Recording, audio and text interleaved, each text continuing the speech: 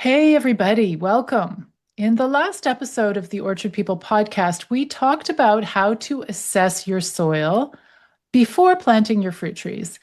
Because if your soil isn't suited for those trees will struggle, and you won't get the healthy tree and the abundant harvest that you've been hoping for. So, in the last episode, we talked about really simple ways that you can assess the soil without any fancy equipment. We also talked about taking a soil test so that you can see what nutrients are actually in your soil. But here's the big question. You take that soil test, you get the results. Now, what do you do? What do you do with the results of your soil test? And that is what we're going to talk about today. So, we're going to talk about how to interpret soil test results. We will talk about how to choose the right amendments that to improve your soil.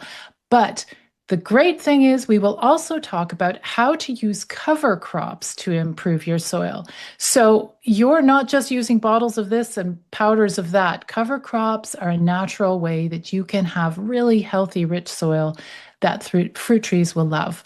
So, my guest again today is Ariel Agenbroad. She is a professor and area extension educator with the University of Idaho Extension. And Ariel works with farmers and gardeners and community groups, and she's been doing this for over 18 years. We are really lucky to have her. So, in the last episode, Ariel took us to see a real example, this potential expansion of a community orchard at Spalding Ranch. This is a historic agricultural park owned by the city of Boise. So, today we're going to pick up where we left off and learn so much more. Before we dig in, I'd love to hear from you. If you have questions or comments, please pop them into the comments box of the YouTube video if you're watching this on YouTube. Always remember to like and subscribe. It really helps to get this podcast to go further out. Now, Ariel, welcome to the show again today. Hello, Susan. So nice to see you again. Well, I'm so glad to have you back. And so let's start off with where we left off in the last episode. I was in person in Boise, and you showed me a few simple tricks as to how to evaluate your soil before you even plant a tree. How do you know if your soil is any good? So let's do a really quick recap. We were using our eyes, our hands, our noses. We were really evaluating the soil based on the things that we could see, touch, smell, and feel. To know more, I really wanted to get a soil test. And so we also demonstrated how to take proper samples in preparation for sending them to a lab to do a full-scale analysis. Okay, so you did that and you took soil samples from various different places on the site. You sent them off to a lab. So, what did the results look like and what can we learn from these results? Like, what did you learn about the Spalding Ranch site? Yeah, well, it was really fun to get the test back. I mean, if you're a soil nerd, I guess it's really fun to get the test back. But what we got back really confirmed a lot of our observations out in the site. We tested that site that had been under a lot of construction and disturbance. We tested that separately from the orchard and separately the orchard from the area that has been being cropped. And then also we tested the area that has just been under sort of pasture cover crop for the past few years. And what we saw told a really clear story of how those different activities impact the physical and chemical properties of a soil over time. And so the area, unsurprisingly, where we had the construction and all this disturbance, that soil actually was an entirely different soil texture. It had the worst, the worst of the worst in terms of the pH, in terms of the nutrient load, etc. The area that has been least disturbed, so the area that was pasture cover crop, that had the best qualities if we want to put a value to them. The orchard, though, was right behind that in terms of actually how good that soil is and what the test told us about that area. So it did confirm some of the things that we saw when we were there. And then it gave me more insight into what direction we need to go in terms of better supporting those trees or better preparing the ground for planting more trees. Amazing. Okay, so we had three sites. The interesting thing is, you and I were out there without fancy tools, and what you've told us so far about texture, we figured out without even having the soil test. By feeling the soil, looking at the color of the soil, you could see that the construction site had terrible falling apart soil, did not hold into a ball. The color was very light. So, how does the soil test take us any further? Like, we can do that without a chemical soil test. Right. Well, this just dials it in a little bit more specifically and gives us more information that we can use to make the best management decisions. So, a few key things when I get the test back, I immediately look for the soil pH because the soil pH is going to tell me the relative alkalinity or acidity of the soil. And that's going to tell me which plant species may be more suitable for that area. If I'm going to see any problems with nutrient deficiencies, because even without knowing what nutrients are in the soil, the pH is going to tell me often how available some of those nutrients might be in the soil. And in particularly, a lot of the micronutrients can be affected by pH. And so if the pH is too high on the alkaline side, I know we're going to have some plants that are going to struggle with iron deficiency symptoms. There's going to be other issues associated with that. In our area, we never have problems with acid soils. We're too arid, and soils in the West tend to be more alkaline anyway in our area. So I look for the pH, and our pH was 7.4, which might be high to people that maybe are living in coastal environments or used to more of an acidic soil. But for us here in the arid West, that is an absolutely fine pH. But it does alert me that there could potentially be problems with alkalinity for certain susceptible species. So for instance, we're not going to grow any blueberries on that site, but our fruit trees should have no problem. Okay, so let's jump in there. So, you've talked about 7.5 and the pH scale. Fantastic. What is the range that conventional fruit trees, apples, pears, peaches, cherries, what's the range of pH that they can tolerate? That's a really good question. I mean, we often tell people that between like 6.8, 6.9, and 7.2 or 3, that's really the ideal sweet spot. The closer you can get to neutral and maybe just on the other side of acidic. And that really has to do with then opening uh, the most availability of nutrients in that pH range, the closer you are to neutral. The closer you get to alkaline, there are certain nutrients that are less available to the plant. Same with the acid scale. So So, I would alkaline is say up, so you're a little bit more alkaline. alkaline, and Mhm. acid is down. Yeah, Yes. gotcha. Yeah. So or basic and acid, alkaline acid.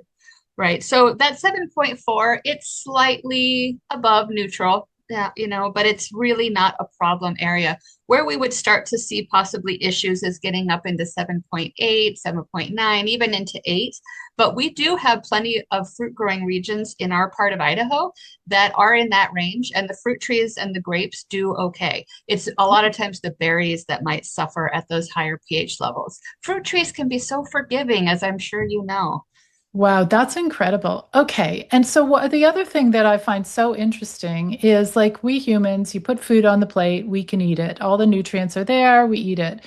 With a fruit tree, if you put the food on the plate, the food is all in the soil, but if the alkalinity is wrong, it's like the food is there and it can't eat anything. It cannot take it in. So it just goes to show that for that reason alone, it might be a great idea to test your soil before planting your trees if you can. Or if you already have trees that are struggling, you might want to test. And when you do, tell the lab you want to grow fruit trees or you are growing fruit trees, give me amendments that might help balance things out if need be. So that alone, pH, fabulous takeaway. Okay, what else did you get out of those soil tests? And I'm really happy to hear that your happy fruit trees already, they like it. And if you guys are able to expand, it'll be great for them with the pH. But what else did you learn from these tests? Great. Well, a few other measurements that I will look for on a test, and of course, you have to ask for some of these, depending on the lab.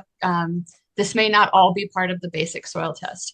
I also look for the electrical conductivity because that's going to tell me where our salt levels are in that soil. And if they're too high, then we start to see toxicities, salt burn. The salt is replacing nutrients in the solution. So when plants are uptaking nutrients in water, if there's too many salts in there, they're taking those up instead of nutrients. Our salt levels were very low, and that's good. We might see high salt levels if we have been over fertilizing or overusing manures, but we hadn't been doing either of those things. So I didn't expect that number to be high. but that was very low. And then I also want to look at, before I get Oh, into nutrients. Oh, well, before we hop into more nutrients, I want to talk about the salt levels. yeah. So, here in Toronto, we had a lot of snow this year, a lot of ice. There is all sorts of salt on the road. And you walk around in your boots, you come in the house, you put your boots on the mat. I'm seeing crystals of salt on the mat. The salt everywhere. Is this the kind of salt that if it gets on your soil, like let's say you're shoveling your driveway or you're, and then first you salt your driveway, then you shovel it onto your garden. I mean, is this the kind of salt that would make it hard for fruit trees to like, yeah, explain that a little bit to me. That's a great question. And this test is measuring the soluble salts in the soil profile. So I don't know if it would pick up on an overuse of, say, road salt, but that absolutely can have an impact on plants growing in the vicinity for the same reason. It's almost as if you're applying the salts as a fertilizer that might build up on the soil surface, it's washed down into the root zone, and then again, those salts can cause damage. And so you often see, trees along a roadside or plants or lawn along a sidewalk in the spring showing those same symptoms of salt damage. So it's the same symptomology, but I don't know that this would be measuring the presence of road salt necessarily, partly because you are measuring further down. And so you might be looking for the long-term buildup of salts in a soil with a soil test versus the sort of seasonal overload of a salt or a salt product during the winter use. Yeah. Yeah. So, okay. So let's look at this. Let's think about this. Why would fertilizer use put salt in your soil? Well, many conventional fertilizers are formulated with salts because they do break down in water because they're a good carrier. And so there are often Oh, salts in our fertility products. And there are definitely high salt levels in manure products as well. People tend to think of manure as a very benign fertilizer. And while it does have a lot of benefits, it also can carry some risks in terms of the salts, the overload of certain nutrients, and then food safety questions. But that's another day. wow. Okay, back to the that type of manure, which is also a fertilizer, but it's natural. So are these horses or sheep, are they eating salt? How's the salt getting into their manure? I am not an animal scientist, and I honestly don't know the answer to that, why manures are so high in salt. I could look that up and then get back to you, but I don't have that answer off the Okay. top of my head. I just know that there is often a high salt content in manures, and it could be with the feeding, it could just be in the makeup of their waste products. But we have nutrient management specialists at the university that would be able to answer that a lot That's okay. more knowledgeably than Just I good can. to know. It's good to know. Okay. So Yeah. now so far we've talked about pH and we've Yes. talked about salt and the salt test is called, what is it It's called? the electrical conductivity.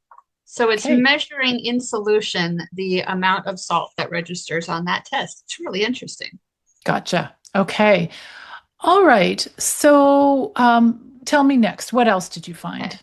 So on our particular test, we were able to ask for a particle size analysis to get that textural classification. So you and I talked a little bit about how you can use the feel method to maybe get an idea of the sand, silt, and clay in a soil. You can put your soil in a jar and look at it. But we got definitively back that our soil was 27 or so percent sand, 15% clay, and 57% silt. And so that makes it a silt loam. And that is a very nice soil texture. It holds on to water and nutrients very well because of that high silt content and that little bit of clay. But that 27% sand in there means that we're still getting some workability and some drainage and some of the good parts about a sandy soil. So we know that it has the potential to be sticky, to be, able to form clods if we work it when it's too wet. But overall, that's a lovely soil texture and one that I'm very happy with. Sounds great. Yeah. Okay. Next, I guess nutrients. Are they, this is the moment we're waiting for. What What nutrition is in one the soil? One more before I get to nutrients though, and that is really key, and that's our organic matter percentage. So Oh, I jumped to all these sort of big picture items on a soil test. Our soil organic matter out at the orchard was 2.4%. And that may seem low, but honestly, for an arid soil in Idaho, that is perfectly reasonable. I think it could be improved. So it gives us a goal to improve our soil organic matter. But certainly, we've got something to work with at least. So that 2.4 is great. We look for anything between 1 and 5% to be kind of a target range, depending on the makeup of the soil and what's been done there. So those are the things I look at first. And then, because they all tell me, what kind of to expect with how the soil is going to respond to water, to fertilization, to being worked. And then I look into where our nutrient levels are. And in our soils here in Idaho, we typically are very high in calcium and sometimes potassium, and that's just the native makeup of our soils. The parent material of our soils has a lot of calcium in it, and so my calcium numbers are off the charts. That doesn't always mean that that calcium is going to be immediately available to the trees in the alkaline setting. So, but it's just good information for me.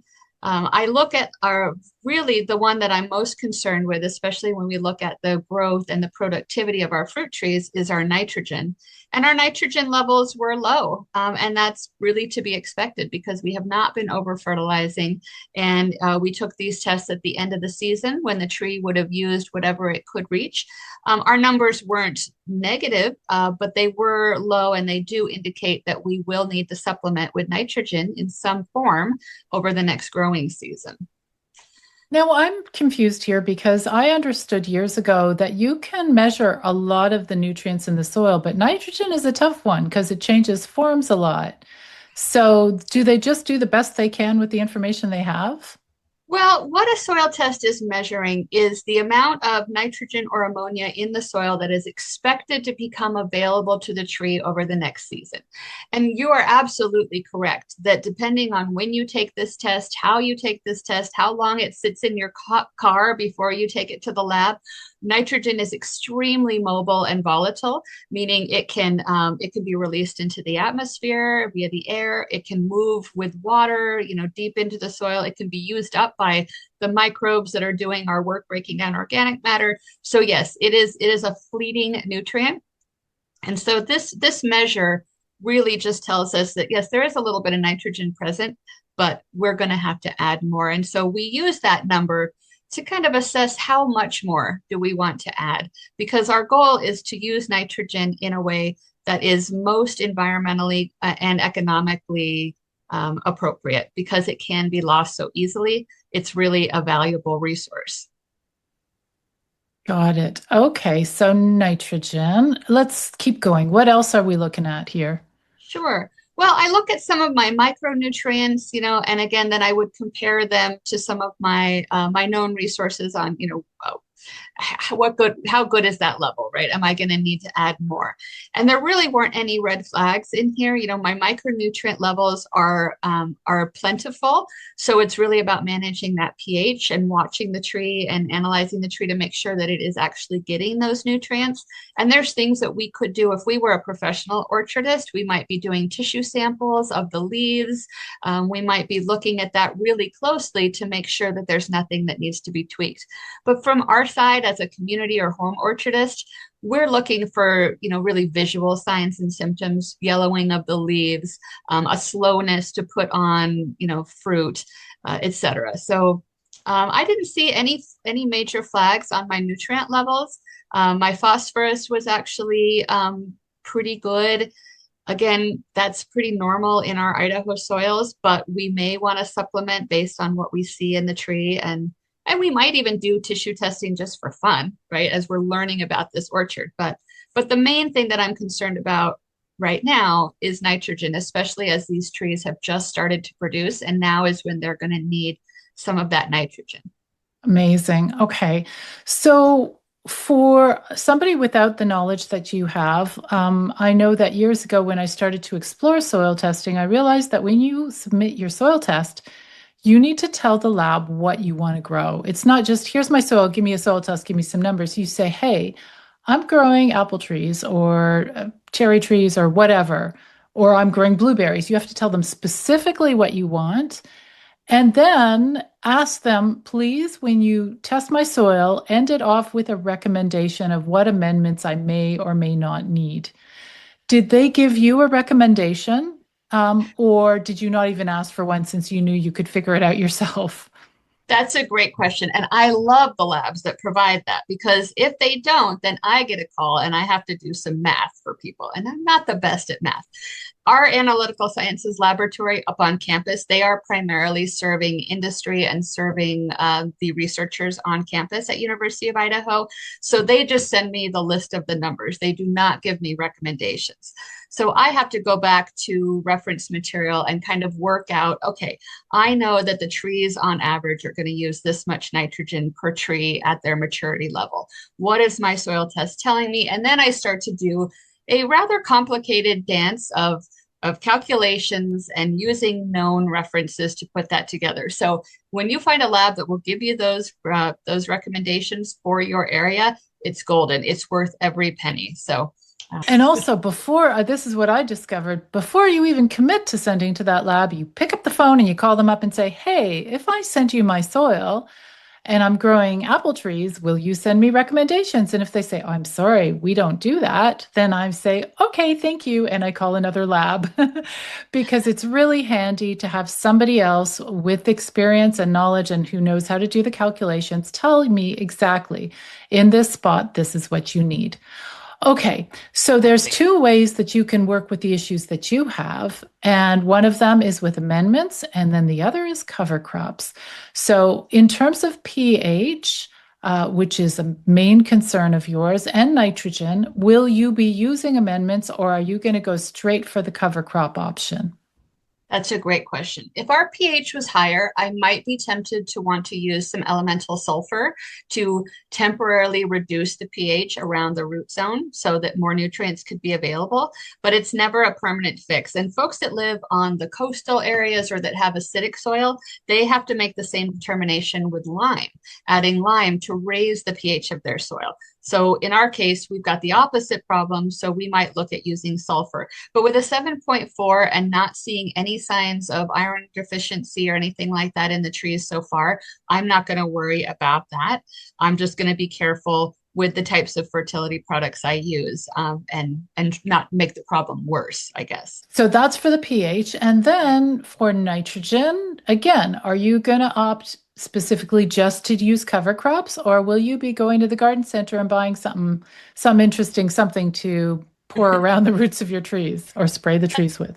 That is such a great question. And because it's a community orchard, because we're looking at it with this lens of curiosity, we can experiment a little bit. Now, if I was dependent on this orchard to produce fruit that I was going to market and sell, I would not want to have a year where I'm experimenting with cover crops, right? Because I don't know how that's going to turn out yet. I think this year we're going to try some experimenting with the use of cover crops to supply some nitrogen, but we don't have any of our own data to know, are we going to meet all the needs of the trees just with our cover crop strategy? So, normally I would say, all right, this is how much nitrogen I'm going to need to apply per tree. It would be easiest to go and purchase that product, whether it's an ammonium sulfate conventional product, whether it's blood meal, an organic product. How am I going to supply that needed nitrogen? But we're going to look at using some cover crops, and there's some ways that we can identify over the season, maybe if we are supplying enough of our nitrogen that way, but it's going to be a fun experiment. Sounds amazing. And what I like that you said earlier in the conversation was you're going to be keeping a close eye on the trees. Now, you said talk about iron deficiency, which can be a result that can happen when the pH is wrong. And there's this issue of yellowing leaves. That can show you if in the middle of the growing season, all of a sudden the leaves are looking kind of weird. Is that what you're going to be looking for specifically? Chlorosis or yellowing leaves, or what other things are you going to keep an eye out for? That's a great question. So, definitely the leaves can tell a lot of stories, right? When the bottom leaves of a plant start to show yellow pretty consistently and the top growth is green, that can be an indication that we are lacking in nitrogen because the tree is going to send nitrogen to the most needy points, which are going to be the growing points. And the older leaves start to deplete. So that can be a symptom. If we're seeing yellowing between the veins of the leaves, but the rest is remaining green, that can be a sign of iron chlorosis, and that might tell us that we are overwatering or that we that our pH is causing the problem. There's a whole complex of issues there. But certainly the leaves can tell us a story about that. But with a tree, it's often delayed. So we're going to be watching closely. Ideally, if we had unlimited funds, we'd be doing tissue samples right away, at different key points in the tree's growth and development to tell us that. But this isn't purely a research orchard. It really is a community orchard. So it's we're going to be looking for some of those visual signs as well. Great. Okay. So you've got two main things to work on. Now let's talk about cover crops. And before we dive in, what are they and how does this work? Yeah, this is so fun. And I've been having a really good time diving into the use of cover crops in orchards, looking at all the available research and some of the different strategies that people are trying. But in general, a cover crop is something that you're growing not for the harvest of that crop, for its food value to us or, that we're going to market that crop. It's something that we're growing specifically to benefit the environment. So it's something that we're growing that we either intend to let die and remain in the area, or it's something that we're going to incorporate into the soil. Like maybe we're going to till it back in. Maybe we're going to let it die and we're going to plant right into it. And so have kind of a no-till system. So we use cover crops for a number of different things. Number one, to conserve soil moisture. Having some kind of cover on that soil reduces the moisture loss. It can help cool and shade the soil. It can do wonders with soil erosion because if the soil has roots holding it together, it's not going to blow away. It's not going to run away in a rainstorm. We can use it to suppress weeds. So a lot of our common weeds are very non-competitive with other plants. So if we get something growing in that spot, then we have fewer weeds. And then we also can use it to increase the soil organic matter by putting more debris into that soil, more root mass. We can also use it to supply key nutrients. So any of our leguminous crops, right, things in the pea and bean family, they're fixing nitrogen in the soil and bringing nitrogen in. Others are nitrogen scavengers, so they'll pull the nitrogen from the soil, like maybe there's too much. If we had an overuse of fertilizer, they could use that up and sequester it and then slowly release it as it's being broken down. And then another great option for using cover crops is sometimes you can use them to attract pollinators and other beneficial insects. So lots of potential benefits. There are a few potential downsides. That are related to those benefits, but we can talk about those in a minute. Yeah, so as you're telling me, it's like, why doesn't everybody do cover crops, including commercial orchardists? It just sounds like a win-win situation. But I guess the issue is not randomly choosing some seeds and throwing it in the ground, carefully choosing the seeds for the purpose that you're looking for. I know that there's online, and I think I linked to it in one of the articles on my website about cover crops. I have an article, and it's like a Midwest cover crop tool where you put in what part of the continent you live in. And what do you want? Do you want nitrogen or do you want weed suppression or do you want more organic matter? Because the seeds that here might be perfect for you, where you live might be terrible. They may not grow, they may be invasive. So the trick, I think, is choosing the right seeds for cover crops. Oh, absolutely. And I often tell people it's like the most complex kind of matchmaking. And I don't know, it probably won't show because I've blurred out my screen, but I've got some great resources. This book from USDA on managing cover crops profitably. It's kind of my little Bible of cover crop. And then what you were talking about, those cover crop calculators, we have one from Oregon State University that we use here in our part of the country, exactly that same thing. So some of the issues with cover crops is sometimes they can actually steal the nutrients that you're trying to apply to your plants. so they can actually compete with the plants that you're trying to grow. Sometimes they can be wonderful repositories for pests. There could be diseases that they are an alternate host for. They could provide a great deal of shelter for other pests that you don't want, insects. Notoriously, cover crops can be a great protection for gophers and voles. So if you have those problems in an area, they can contribute to that. Um, they can also sometimes provide too much nitrogen to a plant. And then the other hardest part is that sometimes they don't die, depending on what you choose. And then they can become weeds themselves. Either they're flowering and setting seed, or they become a perennial and they don't, you can't get rid of them. So yes, choosing what you want to provide, what benefit, when you time it for the planting, if you have water available to it, it's very complex. And for some growers, it's a gamble and it's an expensive way to approach it. I do know a lot of certified organic growers that is one of their key tools, and so they have become very good at using cover crops. But often in a conventional system, it may not immediately pencil out, or we don't have enough guidance for how to use it in a really efficient and economically effective way because there's so many factors. You can't just prescribe a cover crop for a given situation. Well, are there experts? Like you would think that this, with the growing interest in growing organically and naturally, that there might be some people who are just digging deep and developing a real expertise. So you can invite them to your site and say, listen, these are our issues. Here's our soil test results. You see our location. We are in Boise, Idaho.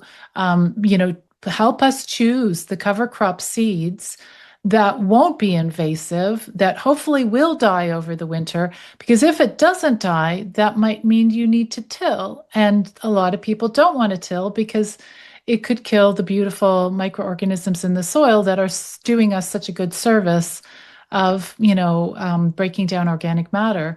So are you aware that there's an increasing number of experts in this topic? There are a number of really good experts in larger agricultural settings. So in larger row crop settings or in, large scale crop rotations, that's where a lot of the research has been done in cover cropping. And so it's not always applicable to our little 1/3 of an acre orchard, right? It's how to use cover crops in giant rotations with wheat and barley and sugar beets and, even crops like onions. So we do have a lot of experts out there. We've also got folks that are working on, cover crops for grazing livestock and integrating livestock into a cropping system. So there is a lot of research. But when I'm looking at our small scale or like a garden scale, we've got to take what we know from the larger applications and downsize it. And that can be a little bit tricky. It's just, yeah, I think it's still an emerging field on the smaller scale. There is a lot of really good information too out there about the use of cover crops in diversified organic vegetable systems. But it's still kind of a new area in orchard management. Washington State has been leading the way in a lot of that research, and that's where I've gotten some of the ideas for what we want to try. But there has not been a lot of real conclusive, this is cover cropping 101 for orchards. Okay, so let's go to Spalding Ranch, to this community orchard, and you're going to be going shopping for seeds, for these cover crop seeds. What is top on your list of considerations for Spalding Ranch? Oh, it's so fun to talk about this. So I sat down with the farm manager out at the property, and we had all of our books, and we were looking at the map, and we were talking about what we wanted to do.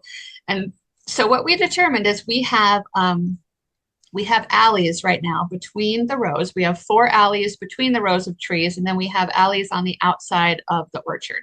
And right now that's all grass because that's easy to mow and just, take care of. And then the area right under the trees is kept clean for a number of different reasons, so that we don't get weed competition, so that we don't have rodents, hiding in there. So that'll remain clean. So we're looking at those alleyways between the trees. And what we decided we would do is that we would try a soil building and nitrogen fixing mix in the alleys between the trees, and that we would focus on a beneficial pollinator and predator mix, so a flowering mix on the two outside edges. And these are about 100 feet by 12 feet, each of these alleys. So that was like kind of our first, that's what we'll focus on.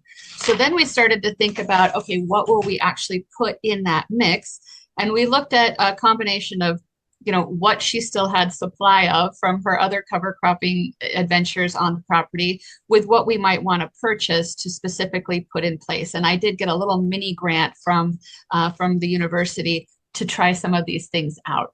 So what we're looking at right now is we're going to try something called a mow and blow, which is really I've what heard it of sounds chop and like. drop. Okay, mow and blow. Okay, there's chop and So drop and mow and blow. Okay. right. So very similar to chop and drop, only we are going to move the drop, right? We're going to move it to a blow. Oh, So because, like I said, we're going to keep that alleyway, not the alleyway, the right underneath the trees is going to be kept clean.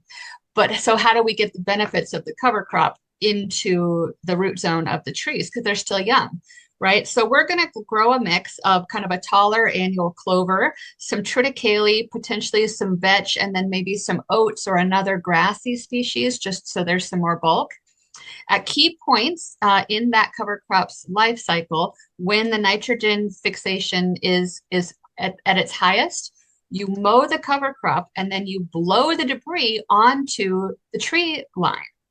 And then as that is broken down, those nutrients are made available to the tree. That's the theory anyway, right? And so perfect. we're going to give it a try. We're going to see how this works. Could you And could you rake it if you don't like blowers? Could you rake it instead? you Mow could and it doesn't sound absolutely as mow good. and rake. Yes. It doesn't You have could that rhyme. whack and rake. If you had a really small area, you could just, use a weed trimmer or a weed whacker and then just rake the debris over onto the base of the trees. We're not going to try to smother it. We're not looking at 2 feet of debris. But just mowing and then moving that to the drip line of the trees, we're hoping that'll break down. It'll create a little bit of, those great effects of a mulch. So cooling, moisture retention, and then also increasing biological activity and hopefully returning some of those nutrients to the tree. We don't know yet, will we meet all of our nitrogen needs that way? I don't know yet. So that's going to be the experiment. So those are okay. So that's the cover crop mix where the trees are, but you have your cover crops for flowering Yes. insects on the outside. Those, I guess, you don't want to mow because you want them to blossom and attract beneficial insects. Am I correct? Like, so you'll Yeah. basically have sort of two rows of beautiful flowers, wildflowers. Yeah, we're very excited about that mix too. And so what we're looking for there is a mixture of plants that will attract pollinators and then also will attract some predators. So we're looking at bringing in things like, they're pretty common, like cosmos, maybe in sunflowers, those tall, big attractors, plants in the mustard family, Phacelia, which is a purple flowered plant that's highly attractive to native bees as well as honeybees. And then we're also going to put some crimson clover, some buckwheat, and some alyssum in there. These are a little bit lower growers, very attractive to pollinators. And the alyssum in particular seems to be a favorite host of the syrphid flies, which are pollinators in their adult life stage, and predators in their larval stage. So we're going to see what kind of impact we have there. And how we would measure that is we would go out and we would do some sweeping. We might use some different techniques to capture, count, and release the kinds of insects that we find there. So, and I think it'll just be gorgeous too. Oh, it's going to be gorgeous. Now, here's my question. So in our park and when in all my books, I always write about if you're planting fruit trees, make sure you are planting nearby some beautiful pollinator garden with blossoming flowers that blossom throughout the growing season. So if you're trying to entice the beneficial insects to come and stay on your site throughout the season, giving them everything they need, the habitat, the food, whatever. But we think about where we put the flowers, we weed around them, we make it all look pretty. Is this planting going to be, whoops, a bunch of wildflowers and a long strip, and you're not going to think about, well, let's put the cosmos here and the sunflowers there and make it a really pretty arrangement? Are you not concerned with that? Probably not so much because we've got 100-foot by 12-foot rows. So there's going to be some broadcasting. There's going to be, well, what comes up? But we are going to put the alyssum in particular at by itself at the ends of those rows, like 4 feet of just alyssum, because it is so small and potentially less competitive with some of those bigger flowers. But the other is going to be kind of a mix, and we might move in some of our other additional cover crop seed that we have just to bulk it up, and to have enough, because that would be very expensive, an all flower mix. So we'll kind of look at what else we need to do to have that quantity of seed to cover that much ground. But no, this will be more like you know, what comes up. And that'll be good information for us too, to know what we could continue to plant there that is successful, that establishes well, and that blooms and flowers all season. And I like what you're saying because you and I together, we went to a beautiful garden store. We were browsing through the seeds, but a small package of flowering seeds is quite expensive. And so if you've identified what seeds, what flowers your site likes, then you're not going to waste your money on ones that just aren't going to, come true, whatever. They will not blossom, they will not grow. Another mystery for me is if you do plant in that manner where you're just broadcasting the seeds and seeing what comes up, if you don't have any expertise, how do you know what's a weed so you can weed it out? That's a great question. And even if you have the expertise, you don't always know right away because seedlings often look the same. And so many of our weeds are related to the plants that we cultivate. Just a totally offside shoot. We once wanted to grow quinoa in a community garden.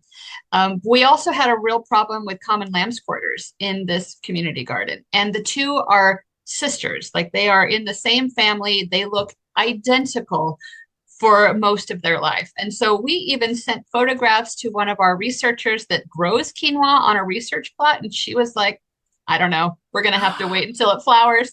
And turns out we did have a lot of quinoa, which was great. But yeah, you don't always know right away. So, we hopefully will plant densely enough with the things like that buckwheat and some of those other plants that, hopefully we won't get a big upswing in weeds, but we'll be watching and maybe hand weeding a little bit if we see things that are obviously not what we planted, like thistle or some other things like that. Oh Kind of a gosh, little bit of this a leap of faith for a while until they get bigger. and I like how over the years you'll see what are the flowers that work best and also on a big site like that, it's not like a smaller garden where you want your perfect little perennial garden with, it's a farm. It's a beautiful farm and it's natural. So that is such an exciting plan. Like, when is it gonna how will this unfold from here? When would you be doing your planting and what's the timing? Yeah, well, we're kind of watching the weather. You were here on the coldest part that we've had all winter. It has been extremely mild. Right now, we've got bulbs starting to bloom. The buds are swelling. Like it's a little bit worrisome because we could still have a lot of cold weather, before May. So we're going to be watching the weather, and a lot of some of these cover crop seeds, like especially the ones that are going to be in our nitrogen strips, they can be planted before last frost. So we're going to be ordering those seeds in the next couple of weeks and getting ready. I think, my friend at the park was talking about wanting to plant those in April. And then for a lot of the flowering plants in the flower borders, we might need to wait until just after last frost to get those in the ground. So we'll be kind of timing it that way. And we may have to plant again, like a late summer, early fall crop in the nutrient rows, because some of those, once we mow them, that can actually lead to just the plants just die off after that. So again, there's going to be a lot of learning that has to happen of do we need two cover crops per season in those fertility strips? And then what in the flowering strip, if anything, will overwinter or reseed or, yeah. So a lot of trying, data collecting, not exactly sure what to predict in all situations yet, but this is going to be happening like immediately, really. I got to get busy on what That we is order. That is so fun. And when I first started learning about cover crops, and for those listeners who are interested in learning more, I have at least one other episode where we dig really deep into all the different options of which seeds do what. Commercial growers can sometimes do three cover crops a year, different ones at each stage. especially if they're preparing to plant a big orchard in, let's say, 2, 3 years. They can do 2 years of different layers of cover crops. They have like developed this into such a science. But for those of us who are home growers, community growers, and I think for everybody, it sounds like it is an experiment, right? Yeah, It's, it is. but It's just isn't that the beauty of nature? Because every site is different. Every soil is different. The way the community raised the trees is going to be different. I kind of think my feeling is it's about showing up and being attentive. That's almost more important than perfection. And doing the research and seeing the joy in getting to know your soil and your trees. Like I've always seen trees as these wonderful beings that I'm getting to know. And now I'm seeing soil as something that I'm kind of like, oh, this is my soil. My goodness, not my soil. But it's the site soil and it's got so much going on and it's so unique with its own character. How do I, match make the perfect seeds to go with it? Yeah, and it's just fun too because I think a lot of gardeners and farmers have this insatiable curiosity. If I do this, what will happen? And so we'll go back through this fall, this coming fall, and we'll take those soil samples again, and we'll see what impact, if any, these activities had. So, like I said, we'll be looking at the population of the pollinators and beneficial insects, but we'll also again test the soil and see if we impacted the organic matter, if we significantly changed the nitrogen levels in that soil. Yeah, it'll be really neat to see kind of what impact. And we'll just watch the trees and how they're yielding and how they're performing and the quality of the fruit. But that's interesting because you just brought it full circle. We started off with testing the soil, and this is what you discovered. You tested the soil in, you said November? Hmm. So will you for sure in the exact same time of year, this coming year, are you going to do another November soil test and take that test and send it to the exact same lab? Because labs, if you send it to a different lab, it might do things differently and look side by side to see what difference is made. Is that the whole part of the experiment is test again? Yes.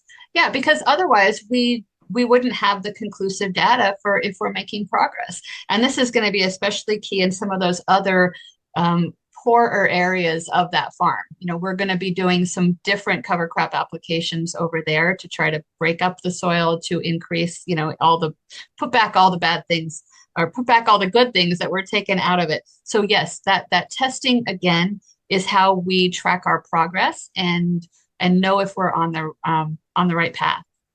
Is there any suggestions or thoughts that we haven't talked about or anything you want to share with the listeners that will help them on this journey to prepare their soil for fruit trees? Yeah, I would say knowledge is power, right? The more you can determine about your current site based on your observations, if you have the budget to have a laboratory test done, absolutely, that can really clarify some things and give you those concrete pieces of information. But yeah, really data and observation, and then trying and doing as much research as you can prior to trying so that you're not necessarily going to be wasting your money or your time. Like we said, these seeds are expensive. Find out if commercial growers in your area are using any of these things, or your farmers market vendors. Are they trying these techniques? What's worked for them? They'd be happy to share it with you as a home gardener. You're not competition. And I think a lot of our growers that are using these really sound practices would like more people to adopt them. And then don't be afraid to experiment on a small plot and see what your results are. Just try it. Go for it, guys. Yeah. That's what we're going to do. We don't know for sure. We have no guarantee that this is going to work, but we're going to have fun trying. I think that's great. So, Ariel, how can people find out more about you and about Spalding Ranch? Tell us a little bit more if people want to learn more about the project. Yeah, so this is a historic park site in Boise, Idaho. It's currently being developed into an agricultural park for the community. It's been slow going. It's pretty rustic right now, but you can go online and look for Spalding Ranch, Boise. The Parks Department does have a website. I'm currently putting together a little sister site that highlights the work that we're doing through University of Idaho Extension on the site where I might be posting some of our practices and tracking our progress. That one's not live yet. I need to get okay from the city, that we're going to be doing this and how it's all going to fit together in the terms of our agreement and our partnership. But there is going to be a lot more coming. And then if folks are in our area, we're going to be doing a number of in-person workshops, hands-on, implementing and learning about all these things. So that's going to be exciting. But if they're just curious and they're from afar, they can reach out to me. They can go, like I said, to the main Spalding website from the park, and then watch for my site that hopefully will be launching this spring. Well, thank you so much for coming on the show today. And for the listeners, if you want to learn more about today's topic, we will be putting together an article, and that will link you to more information from this interview about cover crops. We'll also bring in some information from the previous interview, so you'll get lots of good content there. And if you guys want tips about fruit tree care, podcast updates, and articles sent to your inbox, you can sign up at orchardpeople.com. There's a sign up for our newsletter so you know when new things are coming along. And that's all for the show today. I hope you're going to join me again next time. But in the meantime, enjoy your fruit trees, everyone. And thank you so much for joining us. Take care and bye for now.